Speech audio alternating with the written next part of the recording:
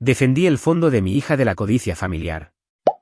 Años después, mi hermana, que presumía lujos y hoy está en la quiebra, regresó. Lo que mi hija le entregó en la reunión familiar dejó en shock a todos. Hace 3 años, mi padre intentó quitarle el fondo universitario a mi hija para dárselo al hijo de mi hermano. Lo hizo en una barbacoa familiar en Hartford, Connecticut, parado al lado de la parrilla como si estuviera anunciando algo completamente razonable. Santiago está destinado a Yale, dijo, levantando su té helado. Tu hija no. Deberíamos invertir donde realmente importa. Por un segundo, pensé que había escuchado mal. Mi hija, Camila, tenía solo 12 años. Estaba sentada a unos metros de distancia dibujando en un bloc de notas. ¿Quieres su fondo universitario?, pregunté. No es querer, respondió mi padre. ¿Necesitar? Santiago tiene un potencial real. Entonces mi hermana Gabriela se rió. Vamos, Valeria. Todos sabemos que niño va a llegar lejos. Cuando dije que no, cuando miré a mi padre directamente a los ojos y le dije que cada dólar de esa cuenta le pertenecía a mi hija, Gabriela tomó su bebida y me la arrojó directamente a la cara. Nadie me defendió. Ni mi madre, ni mi hermano, ni una sola persona sentada alrededor de la mesa del patio. Años más tarde, las mismas personas se quedarían heladas en silencio mientras mi hija le entregaba a Gabriela algo que lo cambió todo. Mi nombre es Valeria Ruiz. Tengo 38 años, soy teniente coronel del Ejército de los Estados Unidos. Y la noche en que mi padre eligió a mi sobrino sobre mi hija fue la noche en que todo en mi familia finalmente se rompió. Mirando hacia atrás ahora, me doy cuenta de que la barbacoa no fue el comienzo. Fue solo el momento en que la verdad finalmente salió a la luz. El favoritismo había comenzado décadas antes. Mi hermano menor, Mateo, fue el hijo dorado desde el día en que nació. Si Mateo obtenía una B, mis padres lo celebraban. Si yo obtenía calificaciones perfectas, me preguntaban por qué una clase no era más alta. Cuando Mateo compró una camioneta usada, mi padre lo llamó responsable. Cuando me gradué de West Point, le dijo a la gente que había tenido suerte. Algunos patrones se vuelven tan familiares que dejas de notarlos. Yo ciertamente lo hice. Incluso después de casarme, incluso después de tener a Camila, incluso después de que mi carrera militar me llevara por todo el país y de regreso, cada acción de gracias, cada Navidad, cada reunión familiar se convertía de alguna manera en otra oportunidad para alabar al hijo de Mateo, Santiago. Futuro médico, futuro senador, futuro hombre de Yale. El título cambiaba según el año. Los aplausos nunca cambiaban. Camila se sentaba en silencio a mi lado, sonriendo cortésmente, mientras los adultos discutían el futuro de su primo como si ya estuviera escrito. Una tarde, cuando tenía 10 años, me hizo una pregunta durante el viaje a casa. Mamá, ¿por qué el abuelo siempre habla de Santiago? Apreté las manos alrededor del volante. Porque algunos adultos se quedan atrapados viendo solo lo que esperan ver. Ella miró por la ventana. ¿Cree que no soy inteligente? Recuerdo el dolor en mi pecho. No, le dije. Él simplemente no te conoce todavía.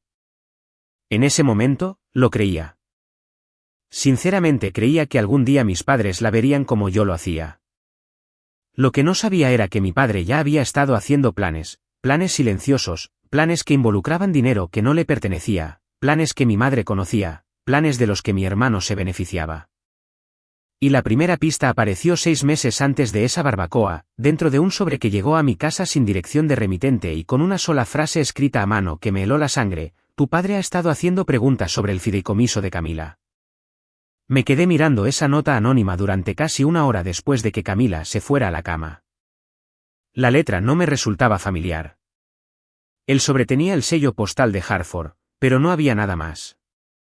Sin firma, sin explicación, solo una frase.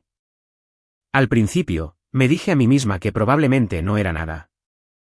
Mi padre siempre había tenido curiosidad por el dinero, especialmente por el dinero que pertenecía a otras personas. Pero la nota abrió una puerta que había pasado años tratando de mantener cerrada. La verdad era que mi familia siempre había tratado el éxito como un recurso que pertenecía exclusivamente a mi hermano. Mateo era 3 años menor que yo. Pero de alguna manera cada logro en nuestra casa se convertía en su logro. Cada sacrificio se convertía en una inversión en su futuro. Cada decepción se convertía de alguna manera en mi responsabilidad. Recuerdo una Navidad cuando tenía 13 años. Había pasado 6 meses ahorrando mi dinero de la mesada para comprar un telescopio usado de un vecino.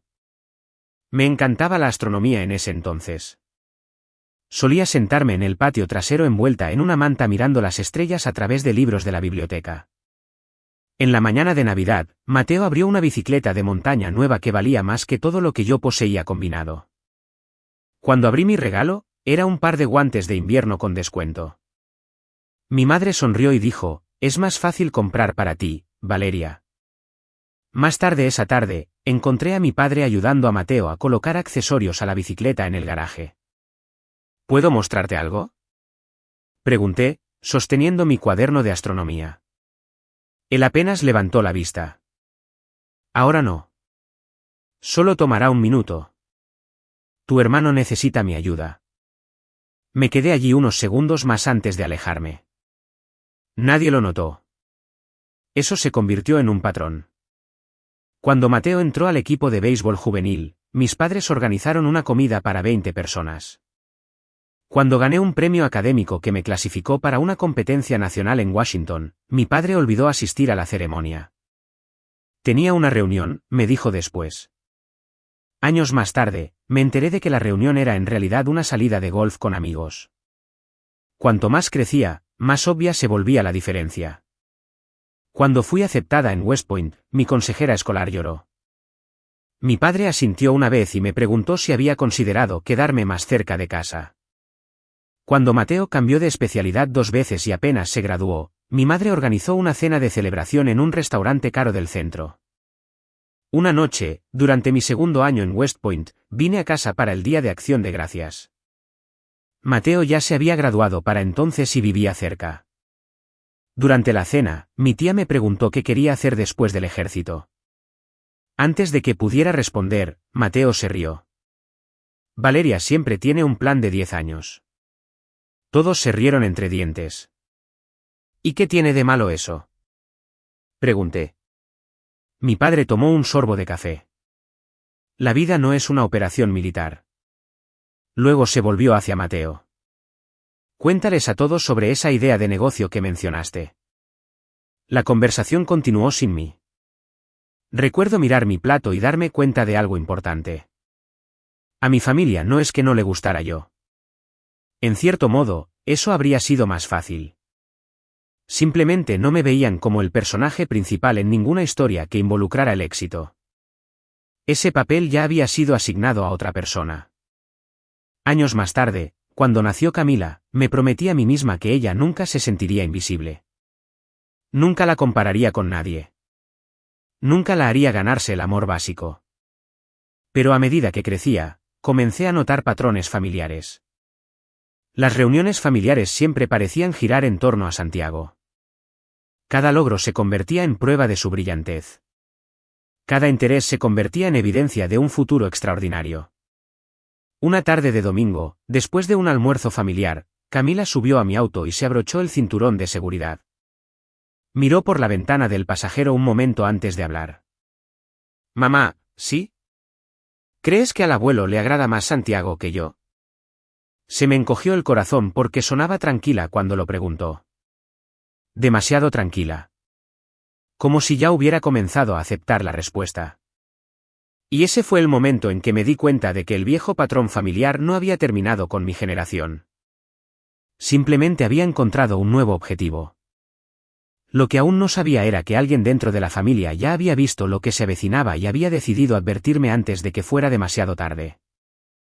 La primera vez que realmente sentí que la balanza se estaba inclinando, tenía 33 años y estaba en el podio de la ceremonia de premios militares en Boston. El salón estaba lleno de oficiales y sus familias, los pisos pulidos reflejaban la luz de cientos de candelabros en el techo. Había pasado los últimos 15 años ascendiendo de rango, a menudo pasada por alto, subestimada, siempre siendo la figura de fondo mientras los logros de mi hermano se celebraban en cada cena navideña y reunión vecinal.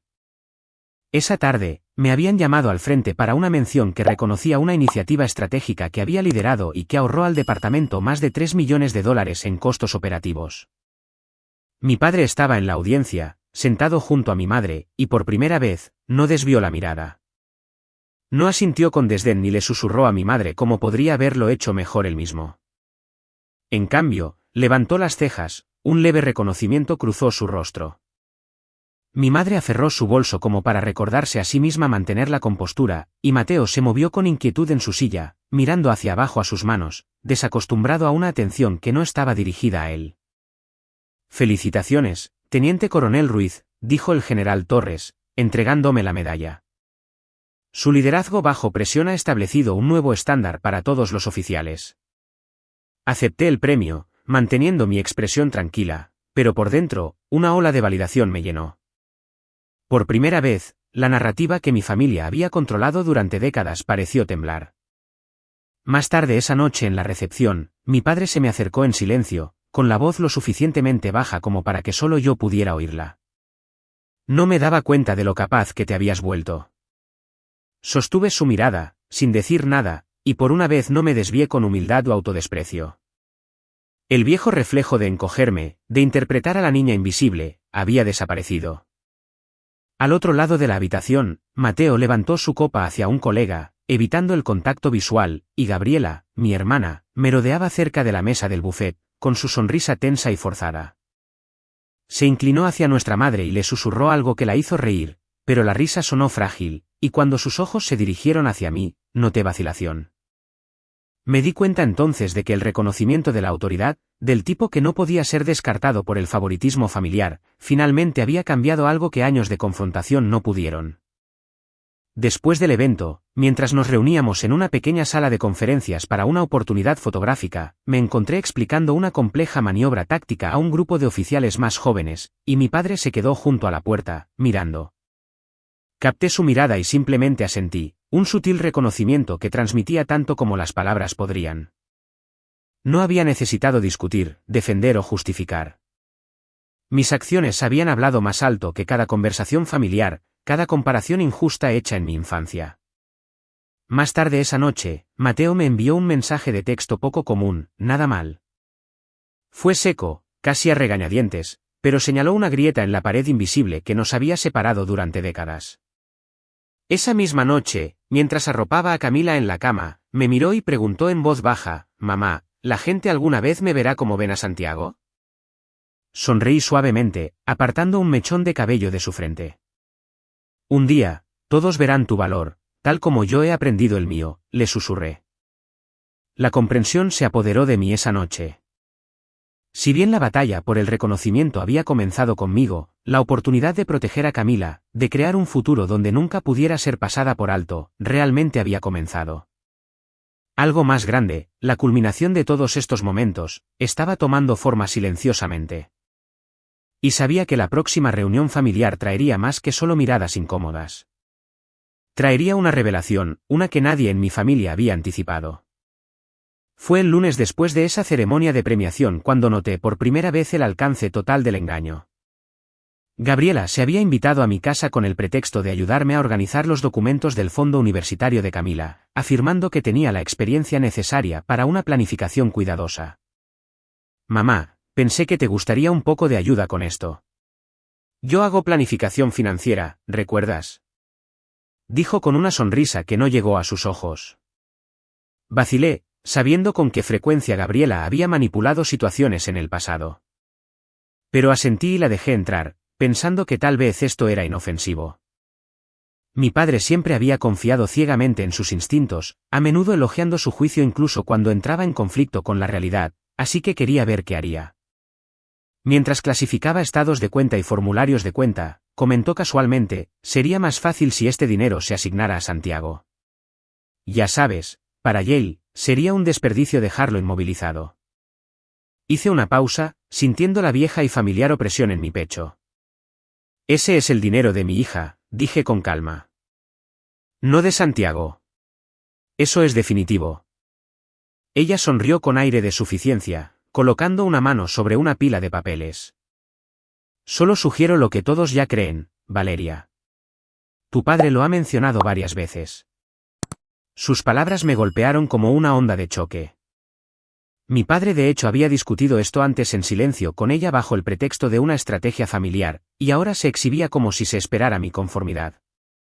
Me mantuve tranquila, pero me di cuenta por primera vez de lo profundamente que se habían extendido las manipulaciones de mi familia, de cómo aliados confiables dentro del hogar podían convertirse en agentes de traición sin ser cuestionados.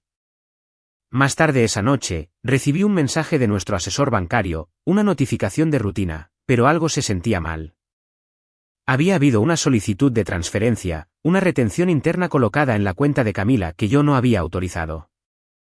Llamé inmediatamente para verificar.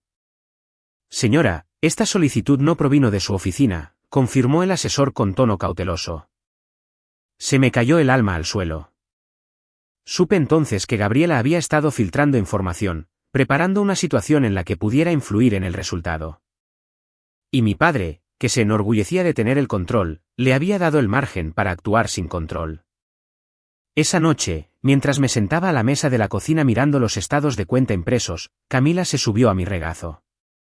«Mamá, ¿pasa algo malo?», preguntó, con su voz pequeña pero alerta.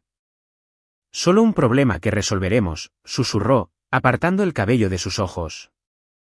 El sentimiento de traición ardía dentro de mí. Podía sentir el peso de décadas de favoritismo y mentiras presionando como una tormenta que no había anticipado. A la mañana siguiente, fui a confrontar a mi padre, decidida a entender cómo esta manipulación había llegado tan lejos. «Papá», dije, manteniendo mi voz mesurada. «¿Por qué permitirías que Gabriela interfiriera con el fideicomiso de Camila?».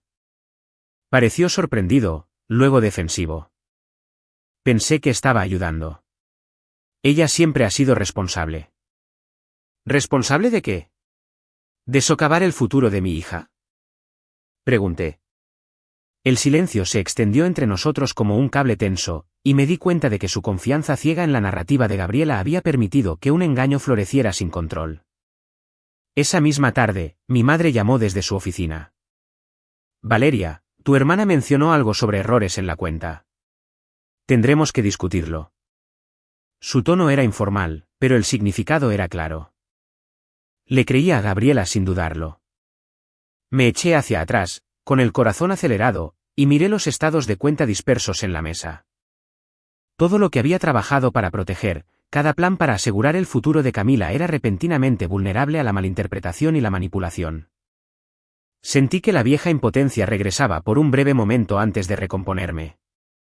La traición aún no había terminado. Las piezas estaban en su lugar para una confrontación que exigiría más que solo palabras. Algo se había puesto en marcha. Una cadena de eventos construida sobre el engaño y la confianza ciega. Y sabía que para el final de esta semana, todo lo que mi familia pensaba que controlaba sería desafiado de maneras que aún no podían imaginar. Durante las siguientes 2 semanas, intenté todo para recuperar el control del fondo universitario de Camila. Llamé directamente al banco, mi voz firme, pero cargada de urgencia. «Se ha colocado una retención en la cuenta que yo no autoricé», le dije al representante. «¿Puede revertir esto inmediatamente?». Verificaron mi identidad y me dijeron que la retención fue colocada por un tercero con autorización de alguien listado como un contacto familiar de confianza. Colgué, con el corazón hundido. Siguieron correos electrónicos. Envié un mensaje detallado a mi padre explicando exactamente lo que había sucedido, adjuntando copias escaneadas de los estados de cuenta y los documentos originales del fideicomiso. «Este es el fideicomiso de Camila», escribí. «Por favor, corrijan esto inmediatamente. Nunca estuvo destinado a nadie más». Sin respuesta. 3 días después, envié una carta certificada, con número de seguimiento incluido, a la oficina de mi madre. Escribí cada párrafo con cuidado, explicando las implicaciones legales y éticas, e incluí copias de los mensajes del asesor bancario que confirmaban la retención no autorizada. La carta fue recibida y firmada, pero nadie respondió. Incluso me comuniqué directamente con Gabriela por mensaje de texto. «No tienes permiso para interferir con los fondos de Camila», escribí. La respuesta llegó horas más tarde, casual, casi burlona. «Solo estoy siguiendo la guía familiar». No había sentido de responsabilidad, ningún reconocimiento de que había tergiversado la situación. Lo intenté de nuevo en persona, organizando una reunión en un café tranquilo en el centro de Hartford. Esto ha ido demasiado lejos, dije. Tienes que detenerte y permitir que el fideicomiso de Camila esté seguro. Gabriela sonrió, echándose el cabello hacia atrás y dijo, estás exagerando. Tu padre confía en mí para manejar estos asuntos. Tal vez deberías dar un paso atrás y relajarte. Pude sentir el viejo patrón de favoritismo extendiéndose por la habitación, sesgando la percepción de todos a su favor. Mi padre apareció brevemente en el café, solo para mirarme con distracción, murmurar algo sobre plazos de trabajo e irse. Incluso mi madre llamó con cautela, con palabras cargadas de cortesía, pero sin ofrecer ninguna intervención. Entiendo tus preocupaciones, Valeria, pero tal vez esto sea solo un malentendido. Cada intento, cada apelación a la justicia se desmoronaba contra un muro de complacencia y confianza ciega. Cada uno de mis esfuerzos por comunicarme, por proporcionar pruebas, por hacer que la situación fuera innegable, fue recibido con un cortés desdén o una abierta indiferencia. Camila, ajena a los tecnicismos legales, hacía preguntas por las noches. Mamá, ¿estará todo bien con mi dinero para la universidad? Me arrodillaba junto a su cama, apartando su cabello, y le susurraba, estamos trabajando en ello, mi amor. Nada te quitará tu futuro. Pero los constantes contratiempos comenzaron a desgastarme. La humillación era sistémica. Se enviaban invitaciones para reuniones familiares. Y en las notas, sutilmente, se esperaba que Camila estuviera presente solo para presenciar los logros de Santiago, para recordarle la preferencia que había definido el lugar de su primo en la familia. Llegaban tarjetas de cumpleaños dirigidas a la casa de Mateo, felicitándolo por planificar la educación de Santiago, mientras que los propios hitos de Camila eran recibidos con un reconocimiento superficial. Cada mensaje de texto, cada llamada perdida, cada nota escrita a mano que ignoraba nuestros intentos de hacer valer nuestros derechos se convertía en un ladrillo en la pared que nos separaba de la familia en la que una vez habíamos confiado. Para el final de la segunda semana, me senté sola en mi oficina en casa. Los estados de cuenta extendidos sobre el escritorio, una pila de correos electrónicos sin respuesta y el teléfono zumbando mostrando 3 llamadas perdidas de mi madre, 4 de mi padre y múltiples notificaciones de Gabriela. Cerré los ojos y sentí que se instalaba el dolor familiar del aislamiento. Todas mis estrategias, toda mi documentación meticulosa habían fallado en penetrar el muro de complacencia y percepción errónea. Me di cuenta entonces de que la única persona en la que podía confiar plenamente era en mí misma y que las próximas semanas requerirían más que explicaciones. Requerirían un nuevo tipo de plan, uno construido sobre la certeza en lugar de la esperanza. Las semanas que siguieron se sintieron como una lenta erosión de todo lo que había conocido como familia. Cada llamada telefónica, cada correo electrónico, cada mensaje de texto era un recordatorio de que las personas en las que había confiado ya no eran anclas, sino obstáculos. Mi madre envió un mensaje una mañana. Valeria, tu hermana mencionó un problema con el papeleo de Camila. ¿Lo estás manejando? Su tono era cuidadoso, educado, pero completamente distante. La llamé de inmediato. Lo estoy manejando, pero tu participación no es de ayuda. Por favor, no interfieras, suspiró. Solo me preocupo por Camila. Sé que lo haces, dije con voz baja. Pero la preocupación no reemplaza a la acción. Ella no respondió. Comencé a notar que la risa de Camila se desvanecía un poco, el brillo en sus ojos se atenuaba lo suficiente como para hacerme sentir el peso en mi pecho. Los constantes recordatorios de lo que no se le permitía tener, lo que se desviaba hacia Santiago, crearon una presión silenciosa a su alrededor, y me sentí impotente de maneras que nunca había imaginado. Luego, una tarde lluviosa, recibí la noticia de que mi mentor más cercano de mi primer despliegue había fallecido inesperadamente. El comandante Ortega había sido como un segundo padre, ofreciendo orientación, estabilidad y respeto cuando mi propia familia me lo negaba. Sostuve a Camila en la sala de estar, su pequeña mano apretando la mía mientras escuchaba la voz al otro lado de la línea. Valeria, él estaba orgulloso de ti, dijo la voz suavemente. Siempre creyó en tu capacidad para superarte. Me hundí en el sofá, sintiendo la primera punzada de dolor real junto con el dolor de la traición. Esa noche, Camila me pidió que le leyera una historia sobre las estrellas. Y por primera vez en días, noté lo silenciosa que se había vuelto en las cenas familiares.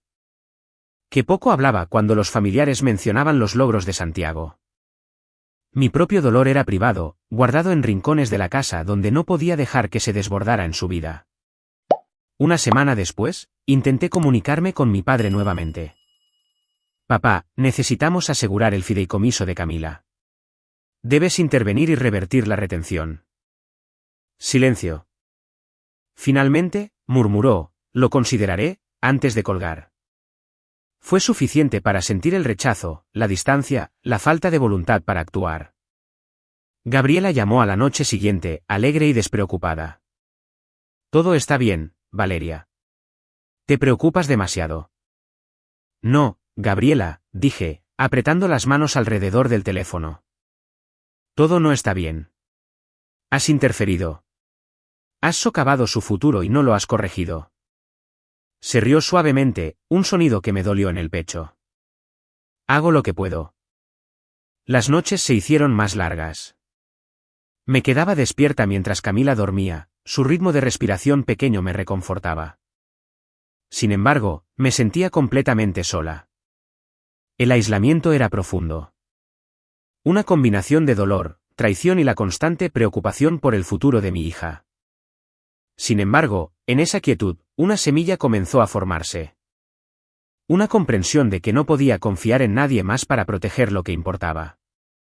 El patrón de favoritismo, la cascada de mentiras e inacción, finalmente habían aclarado una verdad simple. Yo era la única persona que podía asegurar la vida de Camila y sus sueños. Y ese entendimiento, agudo e inquebrantable, se convirtió en el primer destello de un plan, una determinación silenciosa que nos guiaría fuera de las sombras que mi familia había proyectado. Por primera vez en esa noche tranquila y pesada, sentí que el punto de inflexión, el momento en que reclamaríamos lo que era legítimamente nuestro, estaba en el horizonte. Después de semanas de aislamiento y observación cuidadosa, decidí que era hora de reconstruir bajo mis propios términos. Comencé por instalar una oficina en casa, llenándola de mapas, informes financieros y documentos legales que me permitirían rastrear el fondo universitario de Camila sin interferencias. Cada mañana me despertaba antes del amanecer, preparaba una taza de café y me sentaba con un cuaderno donde calculaba inversiones, proyectaba el crecimiento de las matrículas y analizaba diferentes vías para asegurar su futuro. Mamá, realmente estás trabajando duro, dijo Camila una mañana, asomándose por encima de mi hombro mientras garabateaba proyecciones. Tengo que hacerlo, respondí, sonriendo brevemente. Esto es para ti. Al mismo tiempo, me comuniqué con colegas del ejército y antiguos mentores para pedir consejo, explicando cuidadosamente mis objetivos sin revelar detalles familiares. Valeria, tienes una trayectoria impresionante, dijo el coronel Méndez en una llamada segura. Tienes las habilidades para navegar esto. Su orientación me dio confianza, un recordatorio de que mi valor no estaba definido por la aprobación familiar. Lentamente, comenzó mi transición hacia proyectos de consultoría, ayudando a contratistas de defensa con la planificación operativa. Pasaba largas horas al teléfono redactando propuestas y revisando contratos hasta altas horas de la noche mientras Camila hacía su tarea a mi lado. Mi teléfono sonaba constantemente con nuevas oportunidades. Algunos eran contratos pequeños, otros más significativos, pero cada proyecto me permitía reforzar una sensación de autonomía y autoestima. Eres increíble, mamá, dijo Camila una noche, abrazándome con fuerza después de que terminé una llamada particularmente larga. Su orgullo me recordaba por qué valía la pena cada noche de desvelo. Para el final del primer mes, había asegurado un contrato de consultoría por valor de $80,000, una base sólida para contribuir al fideicomiso de Camila de forma independiente. También comencé a ser mentora de oficiales más jóvenes, compartiendo estrategias de liderazgo y resiliencia, recibiendo mensajes de gratitud de personas que nunca había conocido. El reconocimiento era silencioso, profesional, pero profundamente validador. En una ocasión, durante una videollamada con un cliente en Nueva York, Camila interrumpió con una pregunta sobre una hoja de cálculo. Le mostré las fórmulas y le expliqué la lógica. Se rió, señalando un gráfico. Ya lo entiendo. El entusiasmo en su voz se sintió como una pequeña victoria, prueba de que mis esfuerzos se extendían más allá de las finanzas. Estaban moldeando su comprensión de la responsabilidad y la independencia. Mientras tanto, recibí un correo electrónico de un antiguo colega que se había trasladado al sector privado. Valeria, tengo un proyecto que creo que es perfecto para tu experiencia. Si estás interesada, podemos programar una reunión la próxima semana. Miré el calendario y vi espacio para agendarlo. Sentí un destello de entusiasmo, el primero en meses. Fue la primera vez que me di cuenta de que mi vida, aunque desvinculada del apoyo familiar, podía expandirse en direcciones que no había imaginado. Al cerrar mi computadora portátil esa noche, con Camila a mi lado dibujando constelaciones en el suelo de la sala de estar, sentí una certeza tranquila. Ya no estábamos a merced de sus elecciones. Nuestro camino era nuestro para trazar. Y aunque todavía no conocía la magnitud de los obstáculos que quedaban, sentí que esta base de autosuficiencia y crecimiento nos llevaría hacia algo más grande, un futuro en el que el reconocimiento y la oportunidad finalmente se alinearían con nuestros esfuerzos. Y tal vez un momento de triunfo nos esperaba justo en el horizonte. Para el comienzo del año siguiente, mi vida había cambiado de formas que apenas podía haber imaginado. Mi uniforme me quedaba impecable, las insignias en mis hombros brillaban bajo las luces fluorescentes de la sala de conferencias del Pentágono, un símbolo tangible de la autoridad y el respeto que me había ganado. Cada insignia y cinta que había recibido durante la última década servía ahora como un recordatorio de que mis logros se basaban en el mérito, no en el favoritismo familiar. Camila se sentó a mi lado durante la sesión informativa, observando en silencio mientras yo lideraba una reunión de operaciones estratégicas. «Mamá, todos escuchan cuando hablas», susurró, con los ojos abiertos por la admiración. Sonreí, ajustando la solapa de mi uniforme de gala, sintiendo el peso de la responsabilidad, pero también la confianza que provenía de haberme ganado mi lugar en la mesa. Durante la presentación, el coronel Méndez interrumpió con una pregunta sobre la asignación de recursos, y respondí con fluidez, citando informes recientes, proyecciones presupuestarias y evaluaciones de personal. Mi voz transmitía autoridad, cada palabra precisa, y la sala lo reconoció. Después, un oficial subalterno se acercó. «Teniente Coronel Ruiz, su análisis fue brillante. La Junta implementará sus recomendaciones de inmediato». Asentí, recibiendo el reconocimiento con silenciosa satisfacción. Más tarde esa semana, la escuela de Camila tuvo una ceremonia de premiación y me pidió que asistiera. Al entrar al auditorio, colegas que nunca antes había conocido se acercaron, presentándose con respeto y admiración por el trabajo que había realizado tanto en capacidad militar como de consultoría. «He leído sobre su proyecto en la revisión trimestral», dijo uno. «Su enfoque es innovador y eficaz». Camila sonrió, tirando de mi mano. «Ves, mamá, la gente te nota». En casa, colgué mi última mención en la pared junto a fotografías del primer día de escuela de Camila, sus fiestas de cumpleaños y momentos familiares tranquilos que había preservado.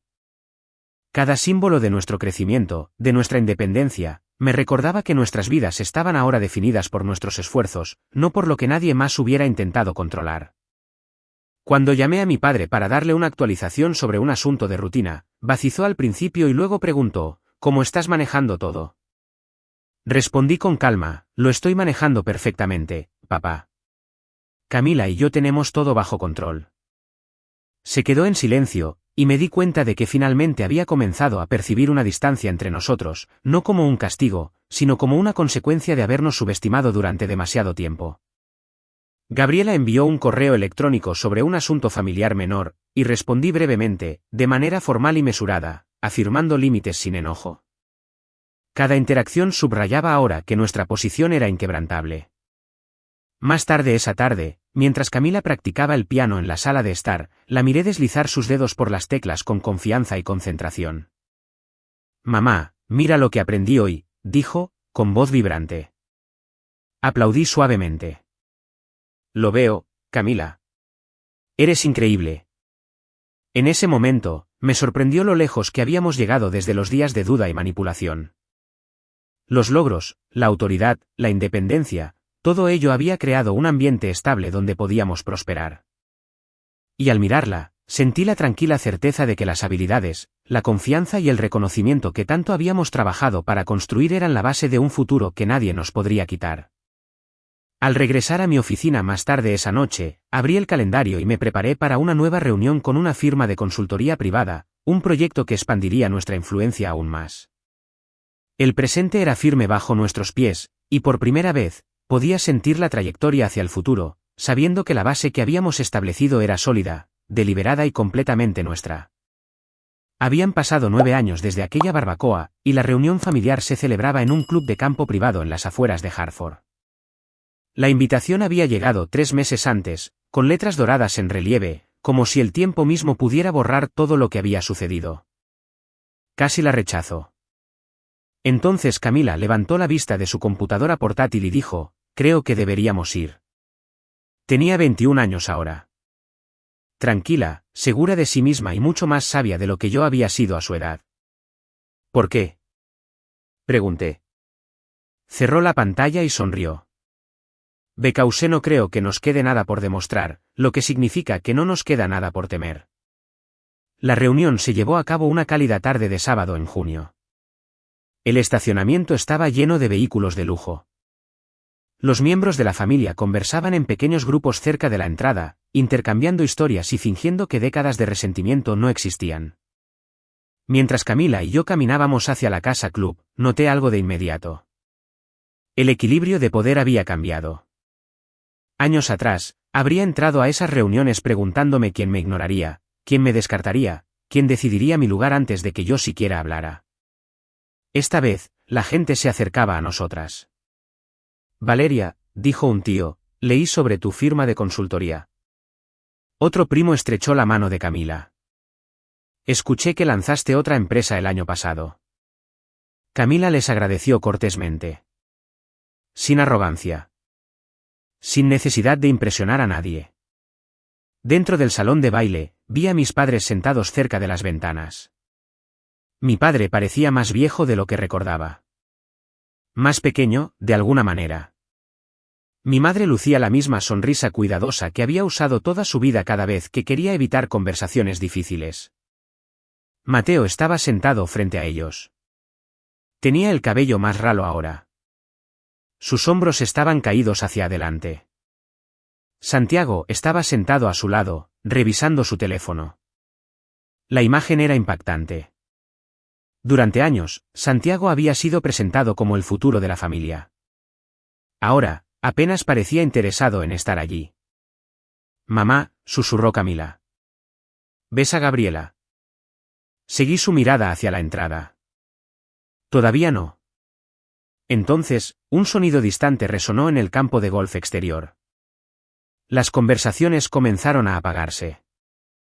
La gente se volvió hacia las ventanas. El sonido se hizo más fuerte.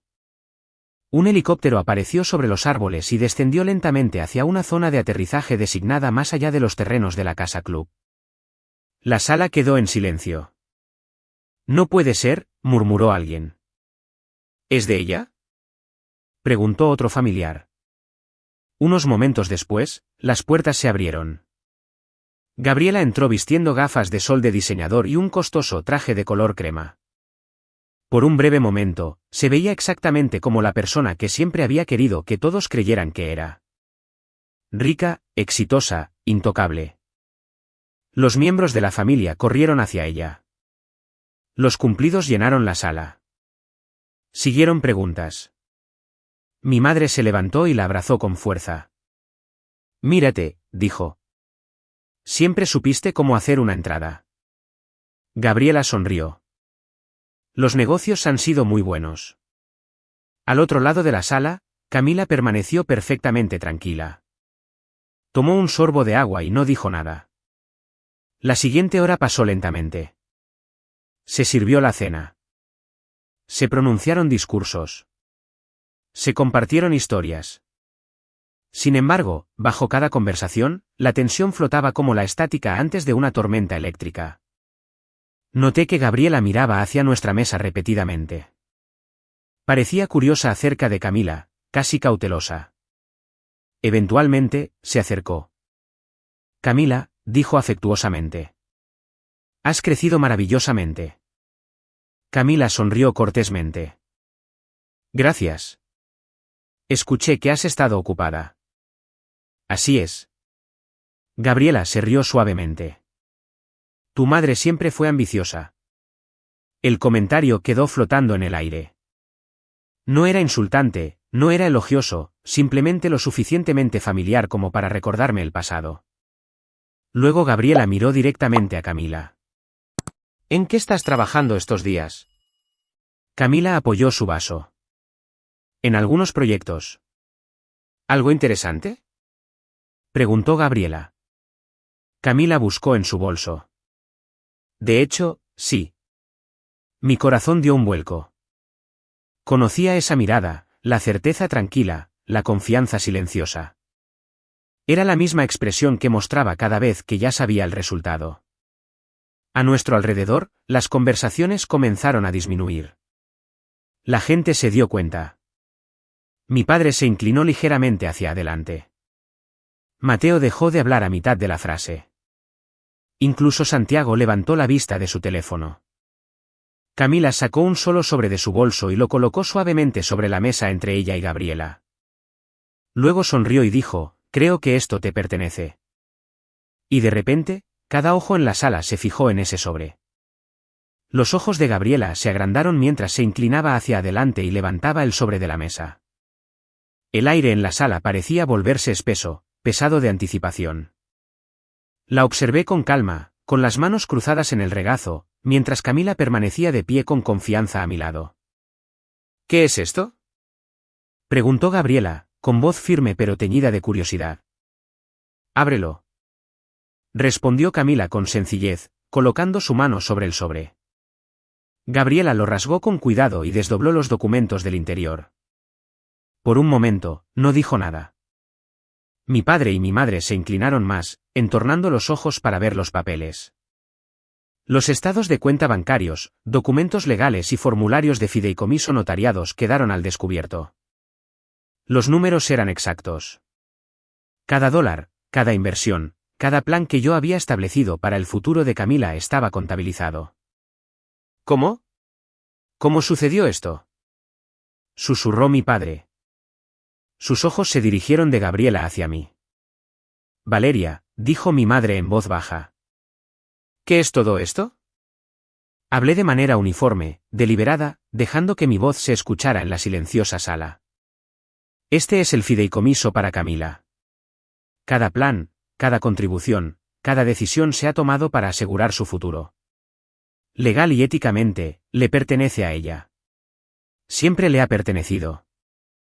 Gabriela tragó saliva, con los labios apretados, dando vueltas al sobre en sus manos como si intentara encontrar un error oculto. Pensamos. Comenzó. Levanté una mano para interrumpirla. ¿Pensaron qué? Pregunté con calma. Que ella nunca sería notada, que la cuenta podría ser redirigida sin consecuencias, que yo me quedaría de brazos cruzados mientras el futuro de mi hija se veía comprometido. Mi voz era mesurada, pero firme. La mirada de Camila nunca vaciló. He trabajado por esto, continué. He documentado todo. Se les dieron oportunidades para corregir errores y evitar la apropiación indebida. Nada de eso sucedió. La responsabilidad era de ustedes, y la negligencia es clara. Se hizo el silencio. Mateo se movió en su asiento, de repente consciente del peso de lo que había ignorado. Santiago asomó la cabeza por detrás de su padre, con el ceño fruncido en su joven rostro. La mano de Gabriela tembló ligeramente mientras sostenía los documentos. Yo no sabía, dijo, pero no había convicción en sus palabras. Lo sabías, respondí. Fuiste informada. Se confió en ti. Y las decisiones que tomaste o dejaste de tomar pusieron en riesgo a Camila. No puedes deshacer eso. Mi padre se echó hacia atrás, tragando saliva con dificultad. Yo la subestimé. No terminó la frase, y por primera vez, vi el reconocimiento en sus ojos de que lo que había asumido controlar siempre había estado fuera de su alcance. Los dedos de mi madre se apretaron alrededor de su bolso. Nosotros nunca nos dimos cuenta, comenzó. Negué con la cabeza suavemente. La comprensión está aquí ahora. Es evidente en blanco y negro. Las acciones hablan más que las palabras, y el fideicomiso de Camila siempre ha estado intacto. Siempre ha estado seguro porque yo me aseguré de ello. Gabriela bajó la mirada. La sala estaba tensa. Cada pariente en el lugar atrapado entre el asombro y la incredulidad. Camila dio un paso adelante y colocó su mano ligeramente sobre mi brazo. Mamá hizo esto por mí, dijo. Ella protegió mi futuro cuando nadie más lo hizo. La sala estaba en silencio, excepto por el distante zumbido del aire acondicionado. Podía ver la comprensión nacer en cada rostro. El equilibrio de poder había cambiado, no con gritos o confrontaciones, sino con claridad y preparación. Por un momento, el tiempo pareció estirarse, sosteniendo el peso de todos estos años.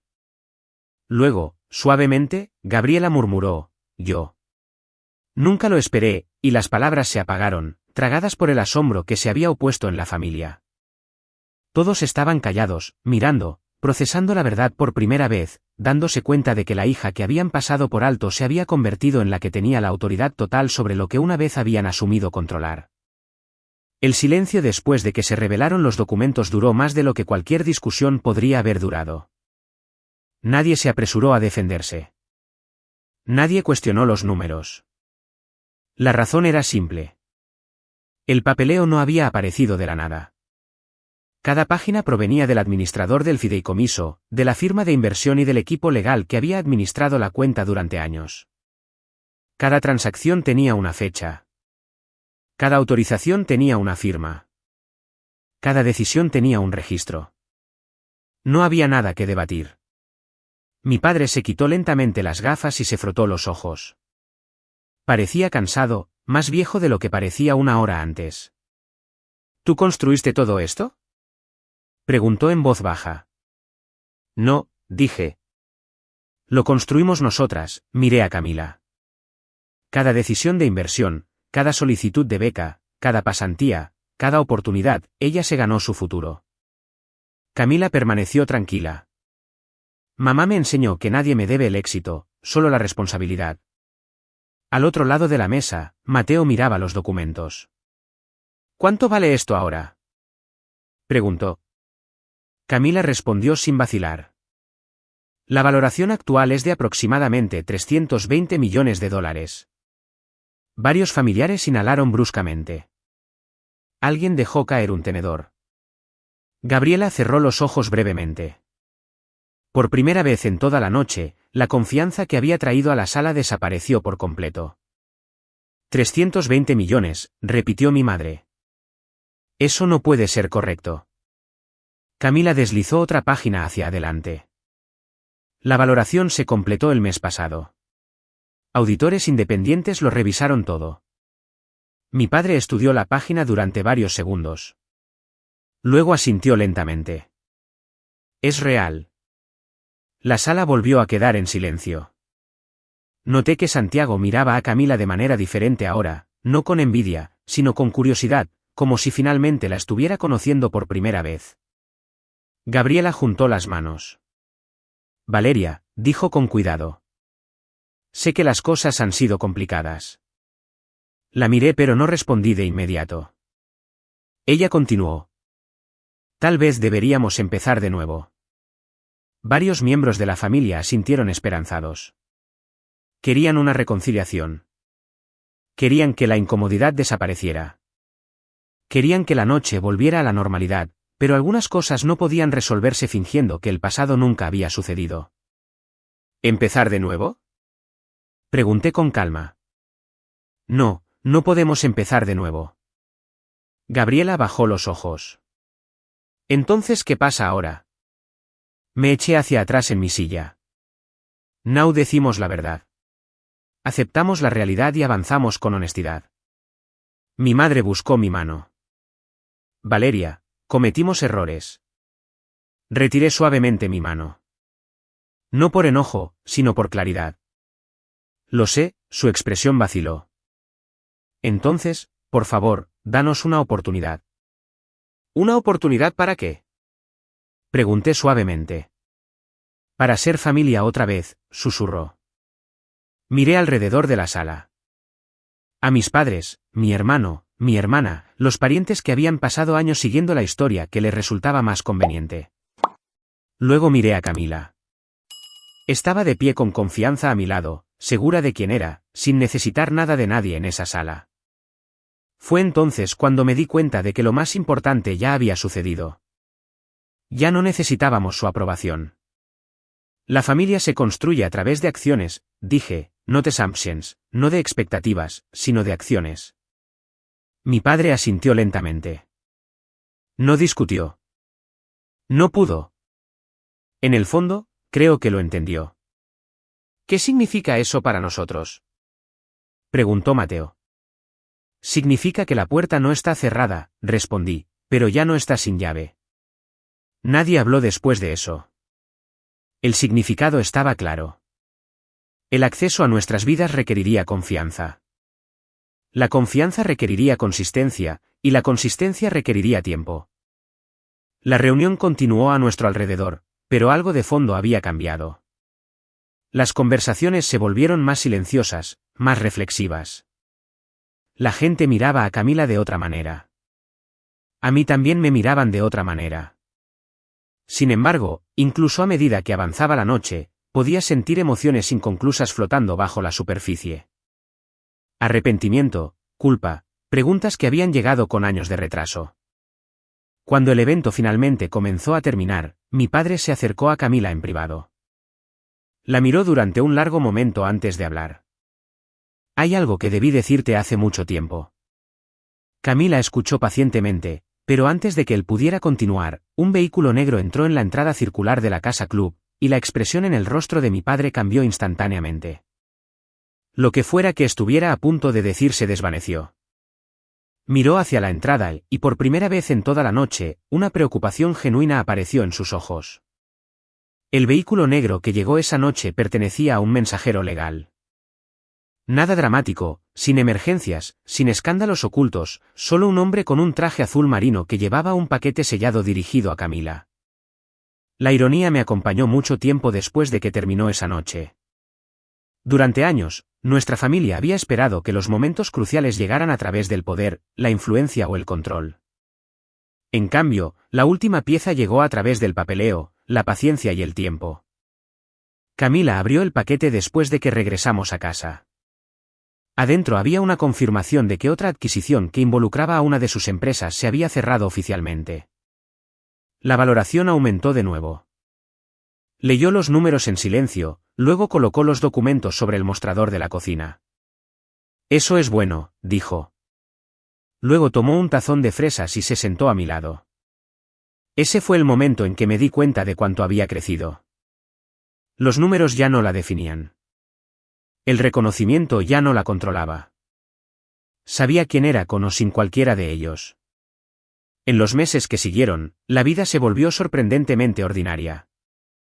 Mi padre llamaba ocasionalmente, no para dar consejos ni para dirigir el futuro de nadie, sino principalmente para preguntar cómo estaba Camila. Mi madre comenzó a enviar tarjetas de cumpleaños que contenían notas escritas a mano en lugar de obligaciones. Mateo permaneció distante por un tiempo, pero finalmente llamó una tarde y me preguntó si quería almorzar. Solo almorzar. Sin agendas, sin expectativas. Con Gabriela fue con quien tomó más tiempo. Algunas heridas sanan lentamente. Algunas personas necesitan tiempo para encontrarse con la verdad sobre sí mismas. Pero con el tiempo, incluso ella comenzó a cambiar, no de manera perfecta ni dramática, sino de manera honesta. Y a veces, el cambio honesto es el tipo más raro. La mayor sorpresa vino de Santiago. Una noche, llamó a Camila directamente.